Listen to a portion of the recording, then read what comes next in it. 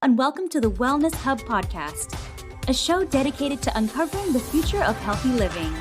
Each week, we aim to bring you content that supports your personal health journey through insightful conversations with amazing guests. We explore various topics ranging from healthy eating, technology, fitness, mindfulness, and more. Now let's join our host, Drew Munro, co-founder and CEO of UpMeals, a Vancouver-based food tech startup on a mission to make healthy meals accessible through technology. Hello and welcome to the Wellness Hub. As always, we are thrilled to have you with us for yet another edition of Wellness Wednesdays. Every single week, we're hosting amazing guests discussing important topics ranging from entrepreneurship and technology to health, wellness, fitness, and mindfulness. And as always, we hope you find these conversations valuable and insightful on your own wellness journey. Our special guest tonight has one of the most interesting and diverse resumes that a chef could have. Tonight, we'll be talking about what it takes to run not one, but multiple modern food businesses in today's digital world, what it's like to launch a business in the middle of the pandemic, working in Michelin star restaurants and ghost kitchens, and much, much more.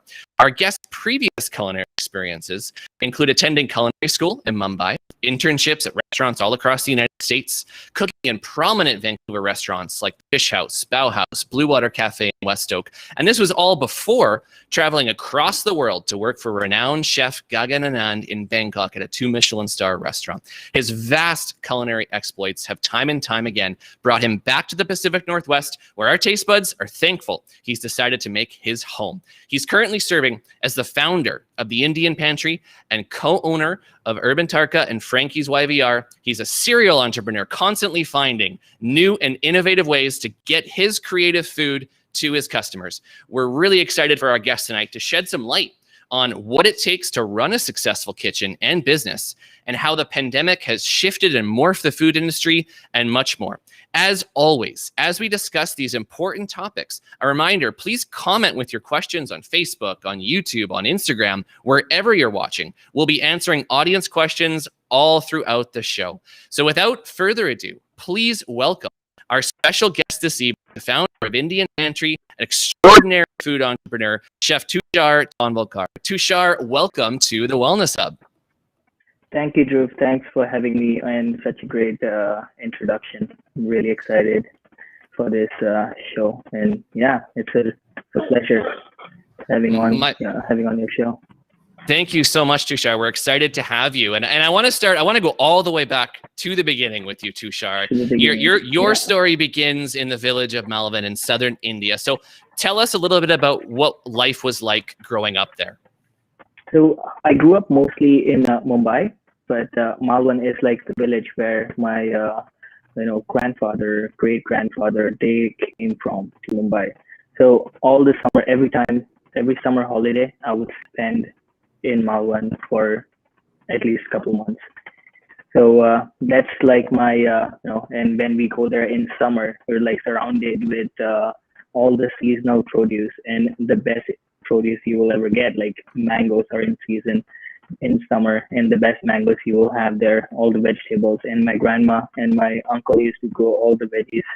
And I have my mango farm there as well, like one of the best mango you would eat, Alfonso mangoes and coconut trees and stuff. So like growing up, I used to always look forward to go back to my village in summer. And we used to, like, our house is like 10 minutes away from the ocean. So every evening we would go for crabbing and clams, like collecting clams with after lunch. We just go there. It's so hot to take a bath in the ocean and go crabbing clams and come back, and that would be the dinner the next day. And the cooking was very humble, always on the fire, because back in the days when I used to go there when I was 10 to 15, we didn't have a gas stove, so it was all on the coal, and we would collect woods. My grandmother used to live there year round, so she used to collect woods in summer for winters. So like all cooking was on fire, basically. Yeah, it sounds amazing, and such a beautiful and romantic description of this. I mean, I can picture it in my head so vividly, and thank you for sharing that with us. And you sort of touched on this, But I'm assuming that these amazing experiences growing up in a place like this, connected to so deeply to food. How did that shape your relationship with food and your desire to want to become a chef later in your life? See, this was the only thing I was always interested in, was cooking. I never even tried doing anything else rather than cooking. After my high school, I joined culinary school, and I always wanted to be cooking, and so I joined culinary school. After the culinary school, I was thinking on when I started culinary school, I was like more interested in bartending as well. But I started in bartending, like a training for a few weeks, but it wasn't my area of interest, I realized, and then I just focused more on cooking. So after I studied culinary back home in India, in Mumbai, and and then I moved to US for training and internship. Worked there at Busch Gardens, like one of the biggest amusement parks in US.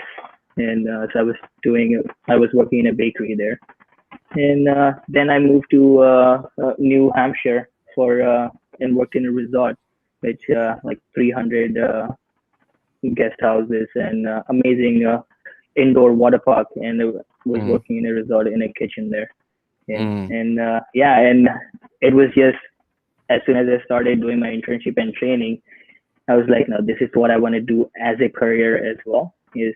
And because I'm enjoying my time cooking, it's almost like a therapy for a chef.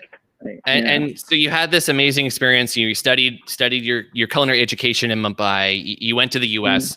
You finally, you arrived here in Vancouver in about 2013, and you found a home here. So talk to me about what influenced that decision. What about Vancouver and the culinary scene here made you want to stay and make it your home?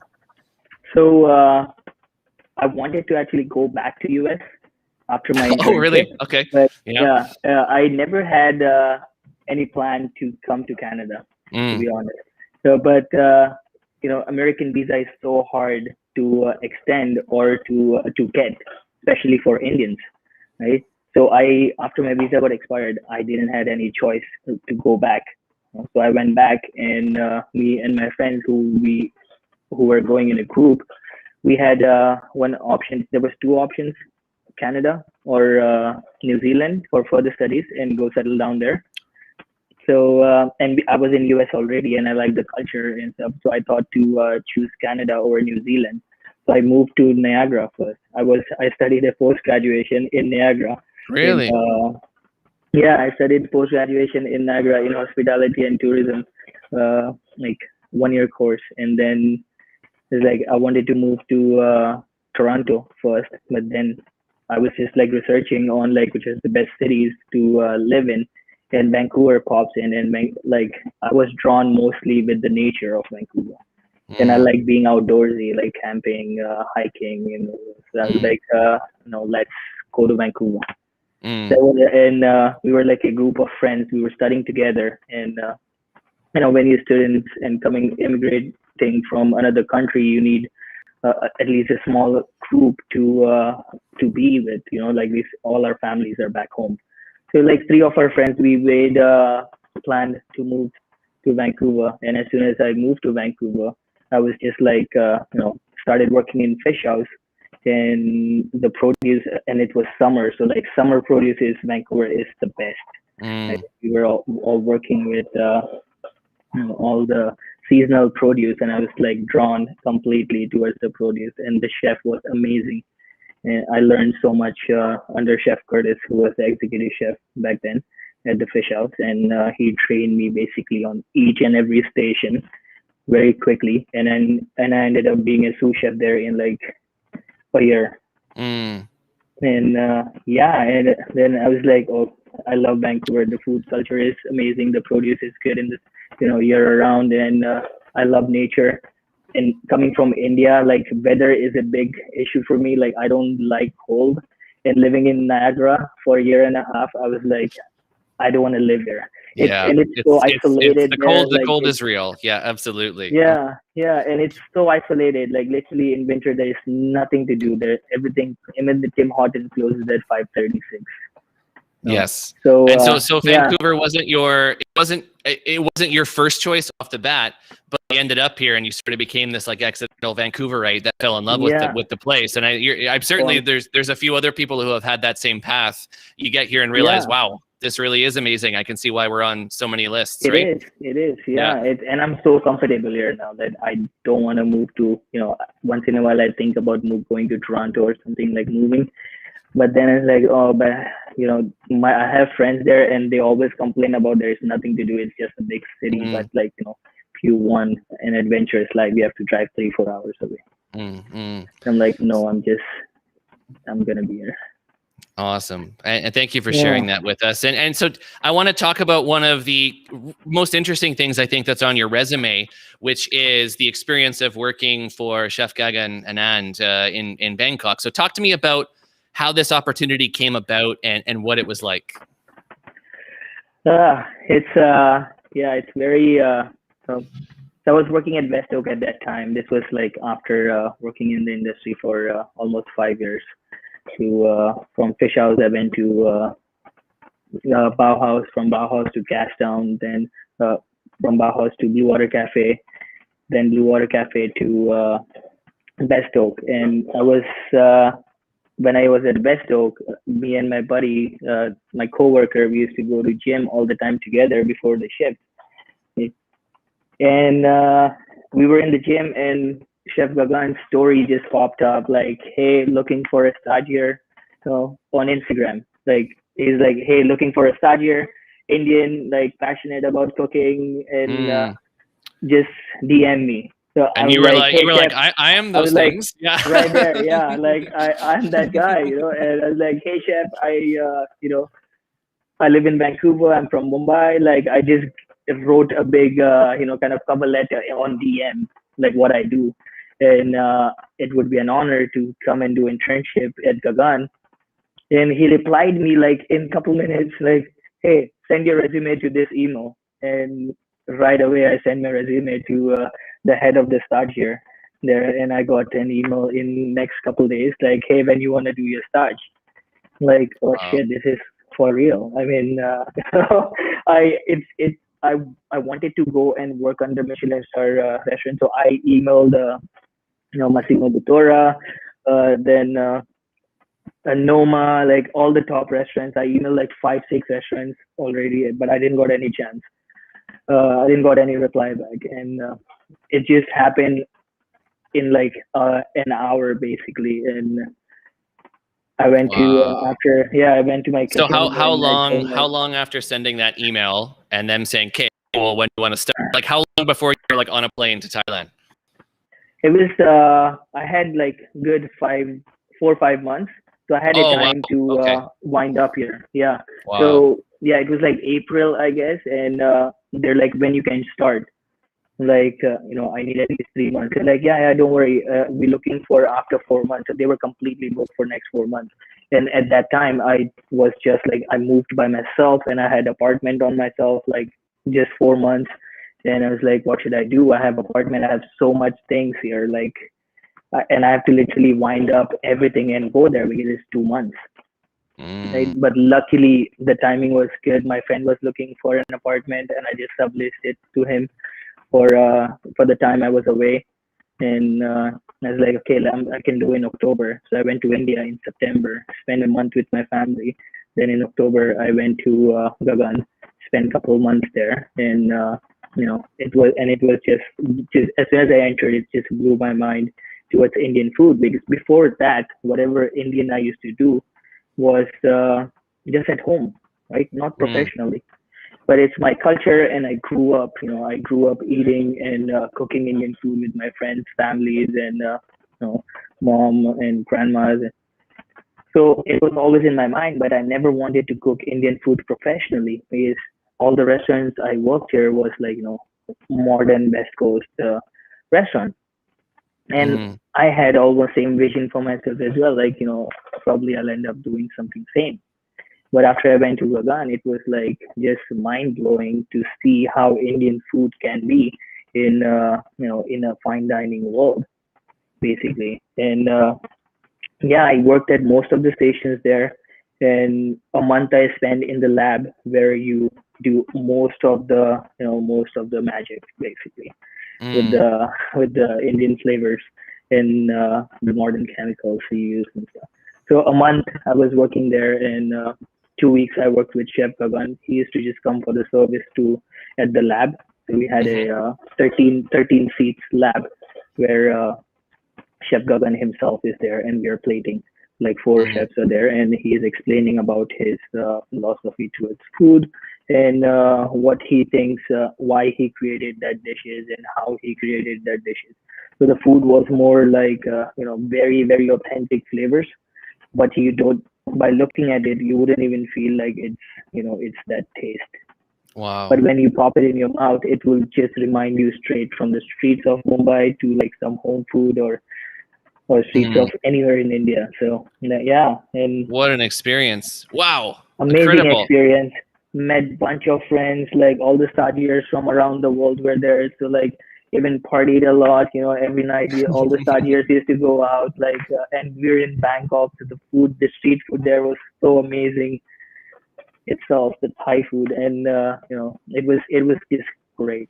Wow.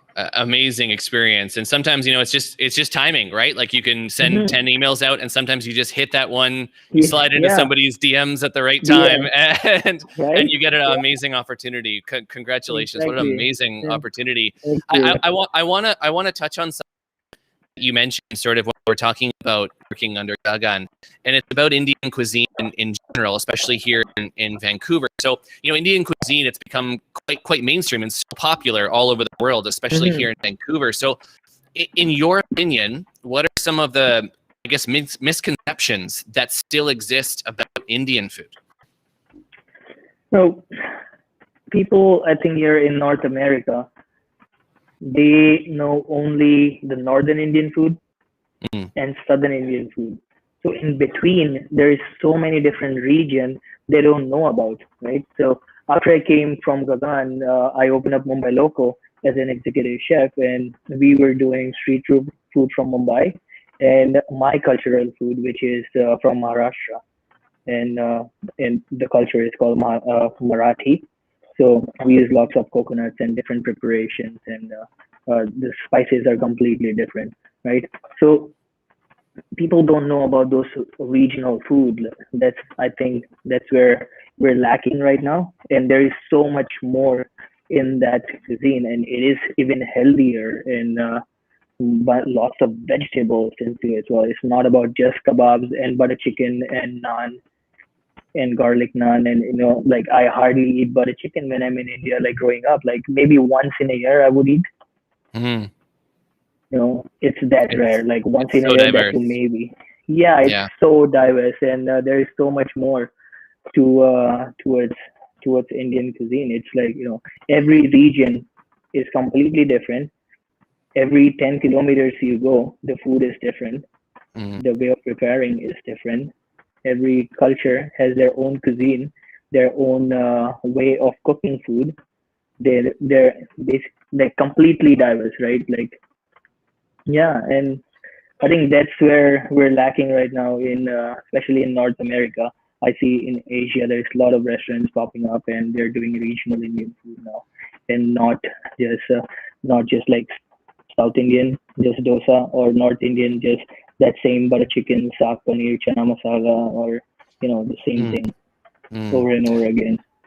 And I agree. I think there's so much about Indian food, and that's why I wanted to ask you, because you had such a great experience growing up, experiencing Mhm. it, and living it, that people should discover. And I'm sure some of the audience questions we're going to get at the end are going to ask you for recommendations. So we'll get Mhm. to those a bit later.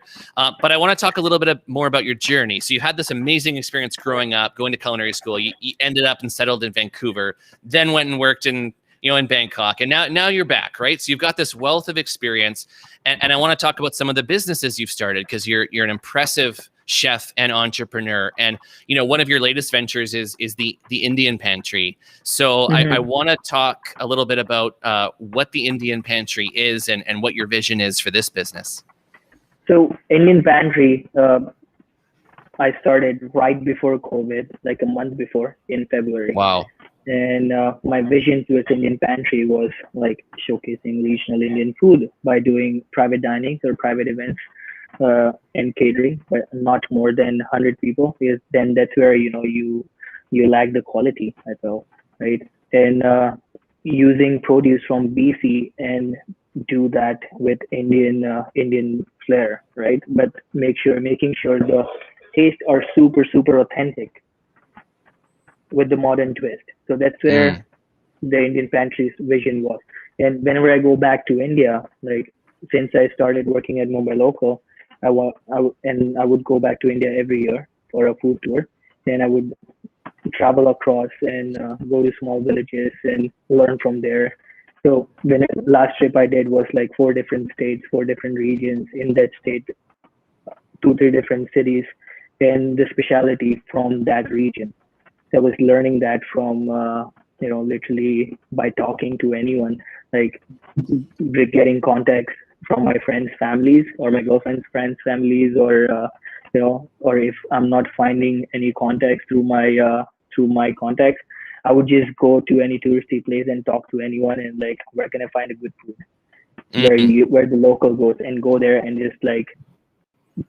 just be there and with my book and pen and like ask them a bunch of questions. And Mm. so that's where like that's what my vision towards Indian Pantry is, like go to India, get whenever I go to India, get the inspiration, get the learn from the locals, learn from the friend's mom or like friend's grandma, like come back and use that knowledge and use produce from BC local and give the authentic taste, Indian taste by modern flair.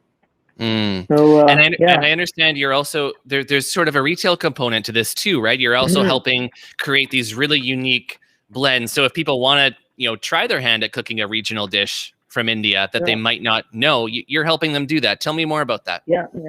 So when in February, as I launched in March, there was a lockdown. All the parties got canceled to refund Mm. them, give them the money back. So I didn't had any, like I was just thinking hard on what to do, in order to sustain the business. That was the time even we met, right? Like through Spud. And that time I got a bit of an idea about the retail, like oh shit, like I'm doing my spices in house. Every all the spice blends are done for specific curries, like I do it. And with the spices I make the base sauce. So what can be done to sustain my business? And it was retail. So I started doing a little bit of R&D and working from the commissary, Coho commissary. It was a bit easy because there's already so many small businesses there who has retail brands. I had to ask them a bunch of questions about how you do this, how you do the packaging, how what you need for packaging.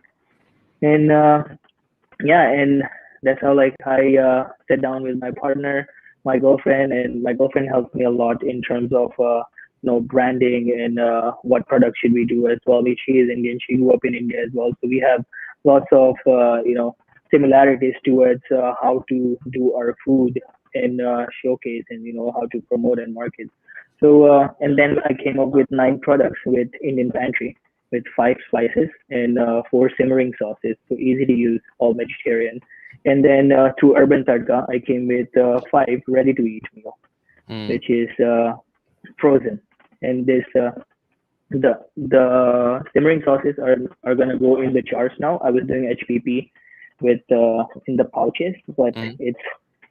it's getting a bit hard to get in the stores, the Mm. HPP, because of the shelf life and the refrigeration. Mm. So I'm going into canning now. So it's Mm. going to be in the jars, and those Mm. are super easy to use. A couple of the recipes are like my, the recipes I grew up eating. Every Sunday, my mom would cook this chicken curry with the base with caramelized onion and coconut. So one of the simmering sauces that Malwani gravy. Malwan is the region from that, and this it starts with Ai's Malwani gravy. So Ai means mom in my Mm. language. Mm. So I want to also give some authentic touch to whatever products I do, Mm. and not westernize it too much. Like it's kind of hard to market when you do like when you give an authentic name or something, because no one knows that name. right? Yes. So Yeah, so it's you have kind to of help get people hard, but connect with it. Yeah, and connect with connect with you and it, connect with right? your Because culture. Yeah. if I would say mom's Malwani gravy, everyone would know, oh, it's like mom's recipe.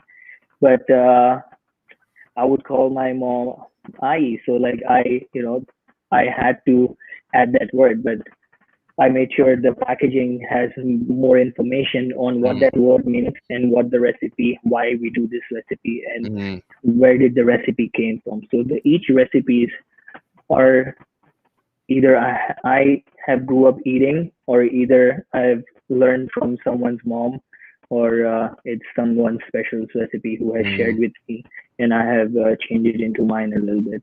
And every product has like a story behind it about what you can use and where, in which region this product is from. Mm. I've had the good fortune. I have a little product placement. I've had the good fortune of trying both your spices and of course your delicious sauces and gravies and curries. Okay. And I can tell to all of our listeners there, please run, do not walk, do not pass go, do not collect $200 to try these products. We're going to tell you closer to the end of the show exactly where you can find these products and order them for yourselves. But Mm-hmm. I absolutely love, as you said, how you've woven a story into every product. And if we're able to connect Mm-hmm. with a little piece of a deeper connection to India, to your Yeah. country, to you, it makes me feel like I'm learning something while I'm eating it. And I think and you've helped me discover new sauces, new gravies, new curries, new things that I knew nothing about. And Nothing. now I Yeah. feel cool because I know about them because of you. So thank you Thank for you. that. And I know I want listeners to Thank you. Thank experience you. that same feeling too. I want to shift gears a little bit because you touched on this a little bit. You are one of sort of the early pioneers of sort of the ghost kitchen or cloud kitchen model. You run a couple of Mm-hmm. businesses in this format. Tell me a little bit about how you got started with that. I know part of it was pandemic driven, but talk to me about what it's like Yeah. to be a ghost kitchen operator here in Vancouver. So me and Evan, Mm, my business partner, right? We both had our own company. He has Vancouver Private Dining. I had Indian Pantry. And when I first, quit my job at Mumbai Local, and I was thinking of opening up a catering company, I didn't know much idea about a private dining business. I was working for Evan for a couple months, right? So I learned a little bit of how to operate and stuff. And then we both were like, we need a facility from where we can work, because that time we were just doing from home all the preps and stuff.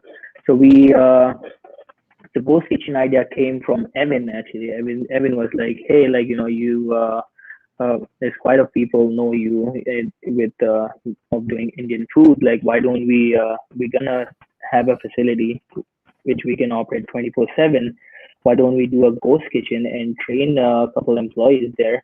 Just it just we were just opening just to cover up our rent and our fixed costs. That's all. Like, we were like, we don't want to make money because we have our own company.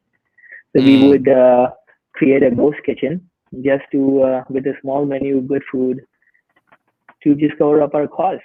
mm, That was our whole a motto towards opening up a ghost kitchen. But then when we opened, like, our first article and first week came up on Globe and Mail about the ghost kitchen and us, like, from Alexandra Gill. Like, oh my god, like, this is something this can be turned into something else. And what did we it do? eventually, yeah, Awesome. slowly, and slowly then we started doing a little bit of meal prep with that as well, with UpMeals, Yeah. Yeah. right? And then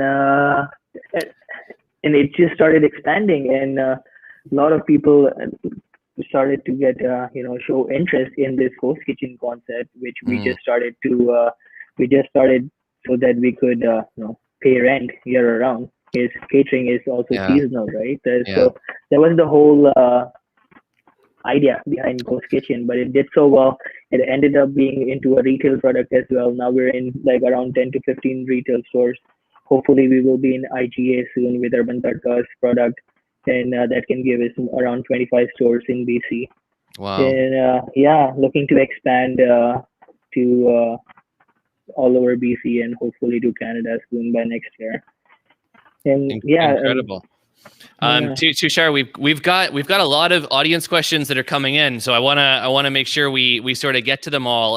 For our listeners, if you're just joining us, we're here with Chef Tushar Tondvalkar. We're here talking about his various amazing businesses, his experience. We're talking ghost kitchens, entrepreneurship, self-care, chef talk, all the things, and connecting with real, authentic Indian food from a true expert. A friendly reminder: if you have any questions for Chef Tushar, please comment on YouTube, on Instagram, on Facebook, wherever you're watching. We'll be answering all throughout the show. I want to quickly ask you this, you've got all these businesses, you've got all this crazy stuff going on, and we're on the Wellness Hub. We love to talk about wellness, mindfulness, self-care. What is your favorite form of self-care? How do you unwind? There's always a pause where we're like, I know. Yeah, I don't think I do much of a. Yeah. Well, I'm telling you, got to start. This is a wellness podcast here, Tushar. So maybe this is what our listeners here can help you with. You got to take time for yourself. Yeah, they can help you. Like any suggestions for Tushar on how to unwind? We'd love to hear them. But from what I get from you, Tushar, you're a passionate guy. It sounds like you truly enjoy what you do, and you get relaxation out of doing that in a way. But hoping our listeners come up with some amazing insights for you. I'm going to get to some audience here, Tushar. We've got some questions coming from YouTube. What was your most enlightening travel experience? Travel experience, India. I was just in India 3 months ago. 2 months ago, actually. Yeah, and the first few weeks was amazing because everything was open. So I would go to each and every places where I wanted to dine and stuff, and ate bunch of food. And India is always super memorable and inspirational. And I went after 2 years. So that was your first in 2 years. Wow. Yeah, and so in last 2 years. And we've got sort of a related question. We've got so many coming in. We might have to treat this like a lightning round. It's going to be like rapid fire. Okay. So next question. What is your greatest Indian street food experience? In BC? Anywhere. In India, here, anywhere. Let's say India, because it's going to be the legit, right? What was your greatest Indian street food experience? Yeah. It's in Bombay. There is a place called Muhammad Ali Road. It's full of street food. It's full of like kebabs and chaats, and you just walk in that alley and you have a bunch of things which you have never tried. Okay, say it one more time for our listeners. I want to make sure everyone that goes to India. What is the street called? Yeah. It's the street is called Muhammad Ali Road. It's in South Bombay, and it's very famous for its street food. It has from kebabs to chaats to tons of different breads to curry preparations, and lots of sweets as well on the streets. Amazing. Okay, next question in the lightning round. What motivates you? I watch lots of documentaries on food, and read lots of books. I think that's where I get super motivated from that. And whenever I go back to India, on the streets motivates me a lot. There's always something to learn from the streets and the small vendors. That's, I think, like the most motivating, and inspirational things to me. Okay, well, you got kind of a couple like unwinding activities there, Tushar. You may have just answered your own question. You were watching like documentaries, so we kind of answered 2 in 1 with that question. All right, we're ahead of the game. All right, this is a really good one. I'm curious your answer. What should a first-time restaurateur know before starting? Do market research. And I think market research is the must, and what people want is a lot of time as a chef. I have realized that your ego comes a lot in between, and you're like, no, like this is what I want to do, but like you really need to understand what the guest wants as well. Then you change few stuff, as when you realize that when you start, and if you don't have ego and you change, I think Amazing. And we've got, I think this is a questioner that all our listeners are wondering right now. This is coming in from Instagram. Where can we find good Indian food in Vancouver? Oh my God, this is so tough. I hardly go out, but we're gonna obviously. Yeah, go ahead. Sorry. There is a place on Fraser and 49th, Fraser and 49th or 58th called Apna Bhaya. It's very small sweet shop, but their street food is really good. Like what they have chaats, which is amazing. Their chole bhature is amazing, and whatever I have tried there is really good. And there's another one which is open. It's on Main and Broadway called Tata Chuha. It's in Rajasthani food, so it's a very regional food from a region from the state called Rajasthan, and they do thali. So thali is like almost like a buffet, but pre-plated. A bunch of different condiments, three different curries, two lentils, two desserts, and three different types of breads, rice, and a few condiments like pickles and papad, and it's all vegetarian. And they do vegan as well on request. So wow. And you don't have that experience. I haven't had that experience in North America. So I think that place is very will take you back to the region. Very authentic. Oh, incredible! I'm gonna head there right after we finish. Actually, I think with that description. For everyone watching, we're gonna have Chef Tushar's recommendations on our YouTube information in the description. So if you're looking for that after the show, it will post it there. Okay, we got another one. This is another great question. Favorite Vancouver restaurants in general, not including Indian, all cuisine types. Do you have a top three? Top three: Annalena, Publish on Main, my new favorite. And Chef Alex Chan's Boulevard. Some heavy hitters in that list for sure. Great list.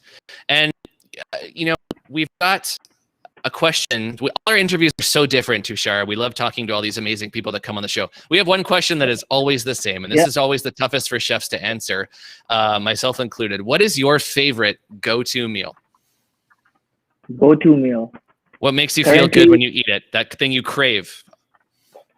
I really crave sometime. So I live on Davie, and Score is like right next door, and I really crave sometimes their chicken burger. No way! That's the best answer we've had on the show. I love how honest you are. That's awesome. Yeah, crispy chicken. It's so whenever I'm hungry and I don't know what should I make or eat, and Score is right there, and I will just go and get a chicken burger and a beer, their hot sauce is amazing. Hot dog is mine, by the way. I feel like we just connected. Did we just become best friends? Oh, hot dog is mine as well. Yeah, it's incredible. Yeah. I love hot dog as well. And there is one on Beach Avenue, right on English Bay, like small little cart, and his hot dog I think is the best I tried in BC, probably. Oh my God. Yeah. Thank you. Well, I feel like everybody at Score, if they're watching, is like, what just happened? Like, Chef Tushar, there you have it.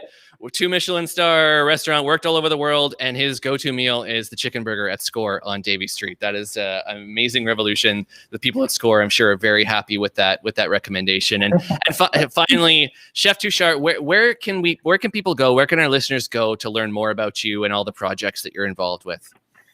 So my personal website has all the projects. I have my personal website called tushartondvalkar.com, and it has a section called project. In that, there's all the concepts I'm working in, or even I'm consulting for some restaurant. I even add that, I consult for this restaurant and create the menu and a concept and recipes for that.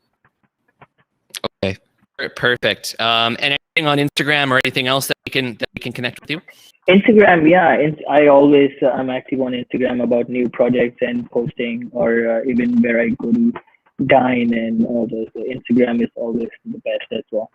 But for more details, my website have all the details about all the projects I do. Fantastic. Well, Chef Tushar, thank you so much for joining us here on the Wellness Hub, for sharing your story with us, for sharing all of your amazing insights into food and culture and your background. It was a great conversation, and we'll hope you'll join us again sometime soon. Thank you so much. Same here. It was my pleasure, Drew. Thanks for having me. It's a great conversation. I look forward to many more. All right. Take care. Thank you, Tushar. Take care. Thanks. Wow, what an incredible story Chef Tushar was able to share with us tonight. It's not every day you get to meet and sit with someone who has such an amazing wealth of cultural experiences and influence. And I think one of the most striking aspects about getting to talk to Chef Tushar today was getting to understand his never-ending supply of passion for what he does. You know, when we talk to passionate individuals like Chef Tushar, we're often struck with the thought, you know, where do these people get their motivation from? And I it's often because we're looking at their lives from an outsider's perspective. For someone passionate about what they do, the motivation to work, it's innate. They can't help themselves. There doesn't need to be some greater desire motivating them beyond simply loving what they do. So the thought I'll leave you tonight is a simple one.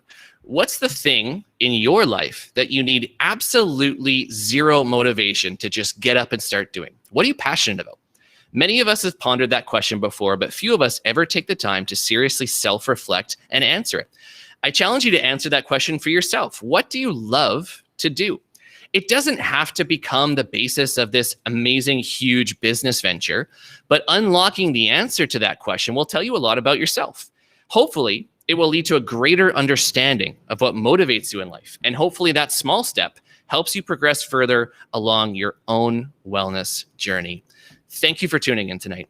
If you'd like to see more great conversations like this, please remember to like, comment, and subscribe or follow us on YouTube, on Instagram, or LinkedIn at UpMeals. We'll see you next Wednesday evening right here on the Wellness Hub for another great conversation. I'm Drew Munro. Until then, take care and be well.